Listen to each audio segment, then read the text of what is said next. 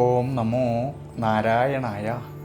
ഹരിപ്രിയ അസ്ട്രോവിഷൻ ചാനലിലേക്ക് എല്ലാവർക്കും സ്വാഗതം. ആദ്യമായിട്ടാണ് നമ്മുടെ വീഡിയോ കാണുന്നതെങ്കിൽ സബ്സ്ക്രൈബ് ചെയ്യുവാനും ഷെയർ ചെയ്യുവാനും മറക്കരുത്. കൂടാതെ ജാതക സംബന്ധമായിട്ട് എന്തെങ്കിലും സംശയം തോന്നുന്ന പക്ഷം എൻ്റെ ഈ വാട്സപ്പ് നമ്പറിൽ ബന്ധപ്പെട്ടുള്ളൂ. ഞാനിവിടെ പറയുന്നത് പൂയം നക്ഷത്രത്തിൽ ജനിച്ചവരുടെ നവംബർ മാസത്തെ ഗുണദോഷ ഫലങ്ങളെക്കുറിച്ചാണ്.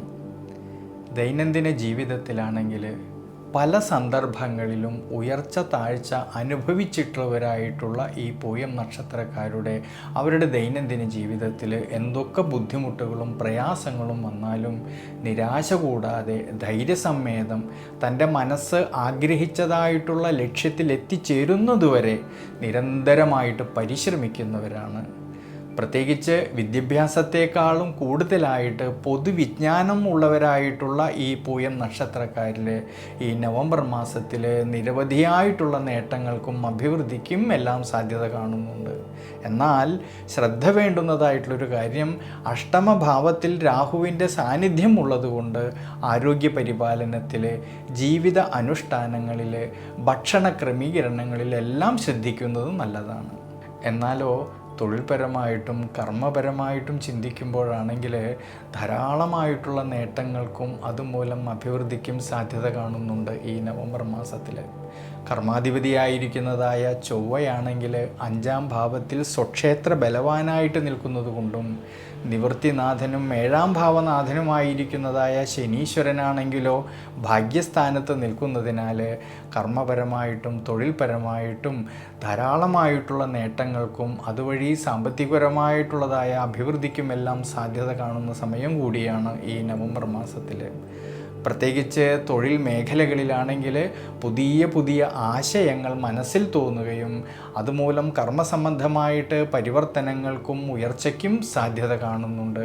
അധ്വാനിച്ചതിൻ്റേതായ നേട്ടങ്ങൾ കിട്ടുകയും അതുമൂലം ശ്രേയസ്സിലേക്ക് എത്തിച്ചേരാമെന്നുള്ളതായ മനോബലം കിട്ടുന്നതായിട്ടൊരു സമയം കൂടിയാണ് ഈ നവംബർ മാസത്തിൽ. വിദ്യാർത്ഥികളെക്കുറിച്ച് ചിന്തിക്കുമ്പോഴാണെങ്കിൽ ഏറ്റവും നല്ലൊരു സമയമാണ് ഈ നവംബർ മാസത്തിൽ.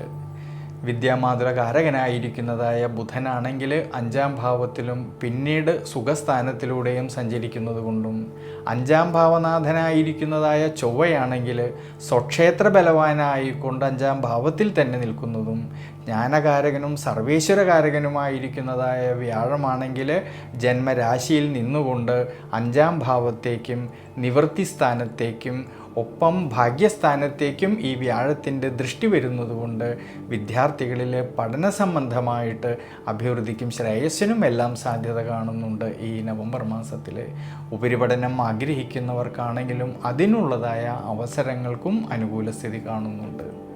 ഇനി ധനപരമായിട്ട് ചിന്തിക്കുമ്പോഴാണെങ്കിൽ ധാരാളമായിട്ടുള്ള അഭിവൃദ്ധിക്കും മനസ്സന്തോഷത്തിനും ഉയർച്ചയ്ക്കും സാധ്യത കാണുന്നുണ്ട്. പ്രത്യേകിച്ച് ധനസന്താനകാരകനായിരിക്കുന്നതായ വ്യാഴം ഉച്ചബലത്തോടു കൂടിയിട്ട് ജന്മരാശിയിൽ നിൽക്കുന്നത് കൊണ്ട് സാമ്പത്തികപരമായിട്ടുള്ള ഭദ്രത കുറേയൊക്കെ മെച്ചപ്പെടുവാനും അതുമൂലം അഭിവൃദ്ധിക്കും സാധ്യത കാണുന്നുണ്ട്.